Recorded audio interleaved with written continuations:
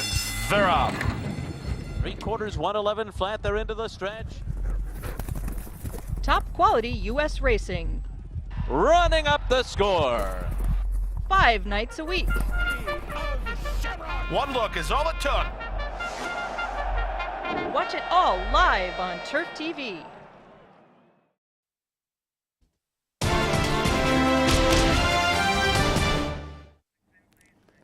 We're very honored here on Turf TV to welcome in the voice of the Breeders' Cup, the voice of the Triple Crown, the voice of Gulfstream Park, and now in his 20th season at Monmouth Park, Larry Kolmus joins us here on Turf TV. Good evening, Larry. Hey, Dave, how are you? I'm doing great. Great to be back in England covering American racing, and you're certainly one of the top men when it comes to calling American racing these days. Well, I don't know about that, but we're having fun. You know, things have certainly worked out over the last few years, ever since I got that phone call from NBC Sports to have replace Tom Durkin as the guy that did the Triple Crown, and it's been quite a roll since then, and we're having a lot of fun with it for sure. And the Breeders' Cup coming up in less than a couple months. Tell us about how you prepare for big racing days such as the Triple Crown and the Breeders' Cup. Well, they're somewhat different in that for the Triple Crown, you're preparing for one race at a time, pretty much, the Kentucky Derby, the Preakness, and the Belmont, and usually there's another race involved that maybe the Kentucky Oaks is an example that you have to prepare for as well. But for the Breeders' Cup, you've got to prepare for a whole lot of races because there are so many different ones. So I think that process of preparing for those is already somewhat begun, and now that we're in early September and we're 2 months away, it's time to really start buckling down and looking at the different possible horses that are coming and review their races and familiarize myself with the colors and things like that. So you're watching races from around the world, around the country, preparing for the Breeders' Cup, much like the punters do. Exactly. Yeah. The other day I was watching a couple of races. I saw Toronado, and he was really impressive. So I don't know if he's going to be coming over or not, but that was one of the horses from across the pond, as they say, that really was overly impressive over there, and I'm looking forward to seeing if he comes here for the Breeders' Cup. Well, certainly you have a unique perspective on things at both Monmouth Park and Gulfstream Park. You're the track announcer at both places, but you can't be in two places at once, can you, Larry? No, that's hard to do, and so right now at Gulfstream Park, a fellow named Pete Aiello is doing a fantastic job of calling the races during their summer season there, and Monmouth Park is going to run until October the 6th, and I'm here at the Jersey Shore until then. And then at some point after that, I'll head down to Florida and start calling at Gulfstream one more time. Yeah, you've been the track announcer at Gulfstream Park since about 2007, if my notes are correct. And why don't you tell some of the people watching this right now on Turf TV some of the trends to follow at Gulfstream Park? For example, two-turn dirt races. I don't think there's a part of the track you want to be getting a post position drawn. Well, yeah, for a mile in the 16th race, as an example, at Gulfstream Park, they use a different finish line. And because it's a quick run into the first turn, they actually move the finish line up quite a bit. So the stretch of those mile in the 16th races are very short. Once they turn for home, they have just a little bit more than an eighth of a mile to go. And also at the start of that race and at a mile and an eighth race at Gulfstream Park, it is a quick run into that first turn, so you don't have a whole lot of time to get over, and outside post positions certainly are at a disadvantage. We did see one year in the Florida Derby that Big Brown was able to win from post position number 12, but we found out that it was because he was so much better than all the other three-year-olds at the time. It didn't matter what post he came from, but it is definitely a tough thing to deal with. Yes, those are kind of the unique things about American racing. One-turn miles at Gulfstream Park, and at Monmouth Park, though, 1-mile races go around two turns. Right, Monmouth Park is a mile around, and so we start right at the finish line for a mile race, and Gulfstream Park is a mile and an eighth track. So because of that, you couldn't really start a mile race from in front of the stand, so they have a chute that extends past the 6 and 7 furlong distances to a flat mile, similar to Churchill Downs. They use that mile chute. I believe Arlington in Chicago has it too, and the one-turn mile, Belmont's got a bunch of tracks here in the United States do that, and And it is a different race than a two-turn mile. I think it's almost like an extended sprint in a way. I really think at the upcoming Gulfstream Park winter meet this season, I think that's going to be when Paco Lopez really gets his star to shine in American racing. Well, when you get to Gulfstream in the winter, you really, really have to be ready to take on the big boys. I mean, they're all there. We've got John Velasquez, and Javier Castellano he'll have to ride against every day. A long list of top-level jockeys. But I'll tell you what, Paco can handle it. He's right up there in that mix right now. And certainly it's a little bit tougher when all those guys have the big New York horses that they ride already and have the better mounts. But Paco, day in and day out, can give him a run for his money for sure. And Gulfstream Park in the wintertime, best racing in the United States. That's something we very much look forward to here on Turf TV a few months down the road. Don Handicap, Florida Derby. Wow, what a meet they have at Gulfstream in the winter. It really is. Now that we're running year-round at Gulfstream, the winter meet is going to be known as the Champions Meet, to try to separate that from the rest of the season. But you know what? That is more than just a nickname, because Champions is what you get at that place. You get a lot of the top Breeders' Cup horses from the year before that run at Gulfstream. You've got nothing but Hall of Fame jockeys and trainers and just the best horses leading up to the Triple Crown. So it is a fantastic winter meet, and I agree wholeheartedly. Of course, I'm biased, but it is the best winter meet in the country. Well, Larry, we greatly, greatly appreciate your time here on Turf TV as our launch goes on through this first weekend. We hope to hook up with you more in the future. Gulfstream Park, a big part of what we're doing here on Turf TV, and the voice of Gulfstream Park, the voice of Monmouth Park, the voice of the Breeders' Cup and the Triple Crown. Larry Collmus joined us here on Turf TV. Thank you, Larry. You're very welcome. Anytime.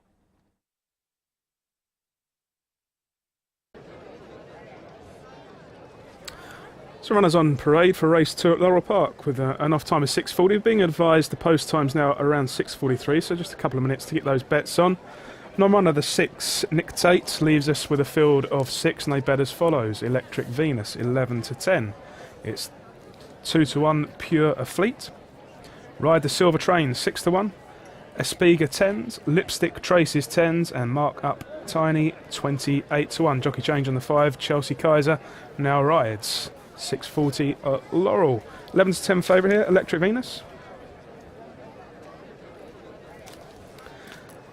Who's had 35 career starts, Electric Venus, managed 4 wins in those 35 runs, plus a few places, plenty consistent enough. Was just beaten ahead last time behind Sophia's So Sassy when just being caught. So raced up with the pace from the get-go, managed to get to the lead about halfway, but was just nailed on the line by Sophia's So Sassy. This is probably a slightly easier race.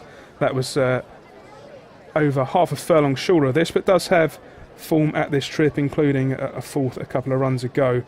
Was trained previously by Catherine Sanchut and seems to have improved in the 4 runs since then, so Electric Venus has every chance of rewarding punters at 11-10. The 2 horse here, your second favourite, Pure Fleet, was actually a paper favourite. Bit of a surprise to see it trading as long as he is, because it was a 9-length winner last time when opening up in the straight to beat Miss Gold Buck into 3rd. 9 lengths the victory there. Another one who's been recently claimed and has seemingly improved for the new trainer. 16 career starts, 3 wins, and has a mass career earnings of $51,000. This is a horse who very consistent and excels in these grades of races. Mile and 1/16. Perfect trip for Pure Fleet, and I think she's going to give Electric Venus the most to do. Of the others, there's some big outsiders here who really haven't troubled the judge in some of their careers. Mark Up Tiny's had 103 career starts, a few victories in there, but doesn't seem to be the force of old. And it really does look a match between Pure Fleet and Electric Venus. They're loading here at Laurel, not too long before your second race at Delaware. 2 minutes to post at Delaware, so get your bets on early if you're betting at Delaware. You can see the betting scrolling along the bottom of your screen for the 6:45, which is probably due off bang into time. But Laurel Park, the 6:40, they're loading. This is race 2. Here's the call. Louis Garcia on Espiga. Chelsea Kaiser on the 5, Lipstick Traces. Pure of Fleet is even money.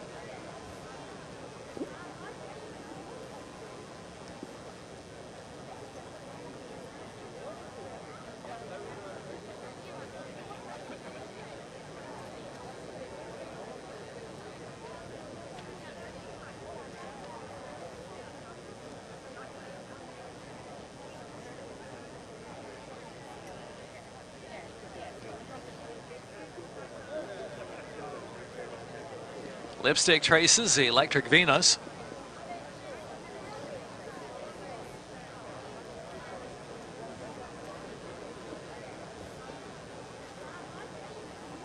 Get the gate and they're off. Pure of Fleet will get the first call. Lipstick Traces, a Spiga from the inside as they push into the turn and mark up Tiny Long Shot up close too. Electric Venus will be the one widest out around that turn and ride the Silver Train in the back of the pack. It's a compact group, only 4 lengths will cover. Pure of Fleet to the back marker back there. That is ride the Silver Train. So is 7/8 of a mile to go. Up on the inside is Pure of Fleet has got that lead. Electric Venus to the outside. They're right together about 5 clear from Mark Up Tiny Houston third as Spiga and ride the Silver Train and Lipstick Traces trailing 7 from the front. A lively pace is going up front here. Pure of Fleet and Electric Venus to the outside, dueling head to head with 5 furlongs left to go. A half dozen to ride the Silver Train as a Spiga's inside there. Then Lipstick Traces and Mark Up Tiny drops out to last. Pure of Fleet trying to survive as Electric Venus on the outside continues to push, ride the Silver Train, attempting to get closer. Then Lipstick Traces and a Spiga. Into the turn, 3/8 to go. Pure of Fleet now narrowly from Electric Venus. Pure of Fleet getting away a bit from Electric Venus. But ride the Silver Train looming and driving up on the outside. And Lipstick Traces got a shot, saving ground to the top of the lane. They make the turn in, and it's Pure of Fleet from ride the Silver Train with Lipstick Traces third. Electric Venus dropped back to 4th and a Spiga is 5th. They're into the stretch. Pure of Fleet has had to run hard every step of the way. A furlong and a half from the Laurel line to ride the Silver Train is trying to get by out in the center of the track. Shifting off that rail is Lipstick Traces from 3rd. There's a furlong left to go. Ride the Silver Train pressing on by from Pure of Fleet. Then Lipstick Traces ride the Silver Train to win it. Ride the Silver Train. Wearing down Pure of Fleet through the stretch, Lipstick Traces and Electric Venus. And race 2 at Laurel, the 640 went the way of Ride the Silver Train, 6-1 under Stivica Jurek, beating the 2 Pure of Fleet at 2-1 on run of the 6. Beaten favourite Electric Venus 6-5, 6 ran. I think we've got an important withdrawal in the next at Laurel. Yep, race 4, Laurel Park, Scratch Litricure was in our betting at 2-1. Last we saw is a late scratching, so brings the field down by an extra 1 to 6. We've already lost the 1 3-bagger and the 8 Flyby Pomeroy. Add to that the 5 Litricure leaves us with a field of 6. So if you fancy a bet here, get them on now because they're starting to load for race 4. Laurel Park was 7:43. You can see betting scrolling along at the bottom of your screen. They're loading pretty fast here. Just to reiterate, we thought that it was a decent run by AP Wild last time, winning by 6. Could go in again today. And also up with the betting was August Assange. It's pretty tight at the top now with the defection of Litricure. So get your bets on nice and quick because there's 1 left to load at Laurel Park. Let's join the call. Age. Ready? And they're off. August Osage stumbled a bit at the beginning. Colin Taylor and AP Wild. AP Wild getting the upper hand early. He's My Brother, Eclair Dumont and Stolen Love. And August Osage is last of them all. AP Wild leads the way. AP Wild tugging along with a 3/4 length lead with Colin Taylor is keeping close tabs from second. And then it's He's My Brother in third and Eclair Dumont is racing in fourth. And Stolen Love saving ground past the half-mile pole. August Osage trailing. Not much change with AP Wild into the turn. 3 lengths or at the 3/8 pole with a 3/4 length lead. Cole and Taylor is second. It's another two. Augusto Sage now getting underway after a stumbling beginning there as they move past the 5/16 in the top of the lane. He's My Brother is on the outside with Eclair Dumont taking the wide route home, and Stolen Love saving ground from the back of the pack. They're into the stretch where Cole and Taylor now gets the head in front from AP Wild, who's driven on the inside down to that last furlong, and it is Cole and Taylor. The riders lost the whip there on Cole and Taylor. Has to be finessed home by Daniel Centeno, and it's Cole and Taylor hand whipped home. Cole and Taylor by 2 from AP Wild, and third August Osage. Cole and Taylor. So Cole and Taylor winning favourite at Laurel Park Race 4, odds of 3-1, and a pretty comfortable success in the end by 2.5 lengths. Didn't look that way for much of the straight as the 6 was putting it up to him. That was AP Wild, but a strong finish from Cole and Taylor, who was a winner by 4 3/4 last time over 6 furlongs at Delaware. Back to Laurel Park over a similar trip, and has come away to win by a good 2.5 to 3 lengths. Obviously, the race opened up markedly with Le Trecheur withdrawn, not under orders in our terms, so that one was scratched, and that left the door open for an improver, and Colin Taylor was definitely that. Since his debut, he's won 2 out of 2, 2 out of 3, and a winning favourite in the end. Now, Laurel Park 7:43, Colin Taylor 3-1, the winner, beating AP Wild at 7-2. The forecast 7.79, but there was a withdrawn horse there, the 5. The favourite was withdrawn, which means there's a rule for 30 pence to all bets. Rule for 30 pence to all bets.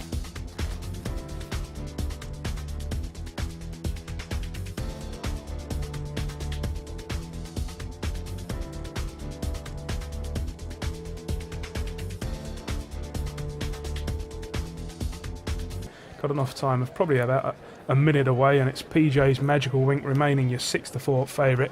Keep Mama Happy 11-4, now ridden by Stavica Jurek.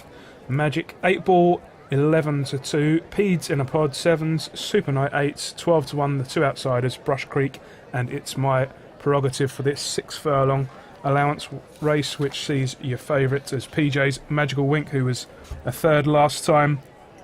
First run for Jamie Ness. Just to confirm, winner at Delaware was the 8, Willie Elliott. Second was Midnight Popper. But back to Laurel Park, PJ's Magical Wink. First run for Jamie Ness last time was beaten 2 3/4 into third in a decent run at Monmouth over today's trip, and has every chance of going 2 better. Debut at Laurel Park from Magic 8 Ball, who has 1 win, 1 second from 2 starts, so you'd like to think there's a bit of improvement in that one. And it's the same about Super Knight, who's an 8-1 shot. Did manage to come good last time up. That was on the back of a disappointing debut. Just the 1 career victory for Peds in a Pod, but that did come here at Laurel in 2012. Managed a couple of places as well, 6 places in fact, so very consistent at this track, and I think Peds in a Pod, an each way price could be the way to go. Was beaten quite some way 2 runs ago, but that was in the Juvenile Championship, worth $100,000, so this 42 grand purse could be up Peds in a Pod's street. They're going down at Kempton Park. We'll get there in due course. You've got 5 minutes till race time at Kempton for what is their finale, isn't it? Final race at Kempton. The 6 furlong sprint handicap coming up. So we'll get there in due course. But they are loading up at Laurel, where they're betting 6-4 PJ's Magical Wink, still warm favourite for race 6 at Laurel Park. Let's get trackside.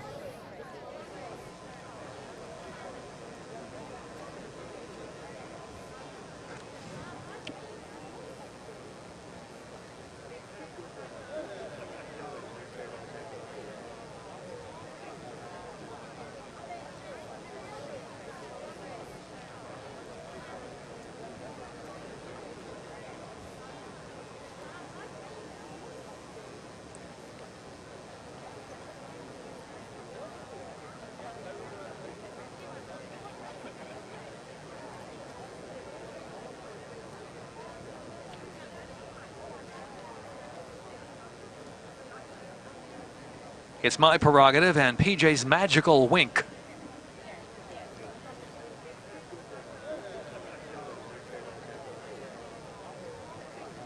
And they're off. Good beginning for PJ's Magical Wink. Also there is Keep Mama Happy. And joining in is It's My Prerogative in between horses. And Magic 8 Ball's down to the inside. So 4 of them, they're clumped up. Only a length and a half will separate the top 4. Peds in a Pod will be on the chase now, off the pace. As another 5 back, and it's Super Knight and Brush Creek trailing the field. Into the turn, and it's Keep Mama Happy, Magic 8 Ball matching strides. It's My Prerogative, and PJ's Magical Wink is 4th past the 3-ace pole, but a close 4th. And Peds in a Pod is in 5th, and Super Knight, and last is Brush Creek. They're coming to the top of the stretch now. Keep Mama Happy and Magic 8 Ball head to head as they make the swing in for home. PJ's Magical Wink got to do a little bit better than that. All of a sudden, Peds in a Pod now shifting to the outside, and Super Knight is finishing full of run on the far outside. Here's Super Knight. Super Knight with a good Sterling final furlong kick, and it's Super Knight and Julian Pimentel's just rolled by them all. Super Knight looking good in that last furlong to pull away to win from Keep Mama Happy and Peds in a Pod, Brush Creek. Impressive victory for Super Knight in race 6 at Laurel Park, the 8:44, 8-1 the winner. Meanwhile at Laurel for the 8:44, Super Knight put in a power pack finish, making it 2 from 3 career starts and 2 from 2 for Michael Trombetta, and coming over the top to beat Keep Mama Happy, who looked to have things in safekeeping. A real power pack finish from Super Knight. This was 6 furlongs, seemingly have no trouble going 7, and a powerful big striding horse winning Laurel Park's 8:44. Something of a surprise, but seems to be going the right way, and that's now 2 from 3. Well, this horse didn't know what it was doing on debut, where it was beaten convincingly, but it's since won back-to-back. Very impressive. 8-1 the winner, 11-4 the second, forecast 32.56.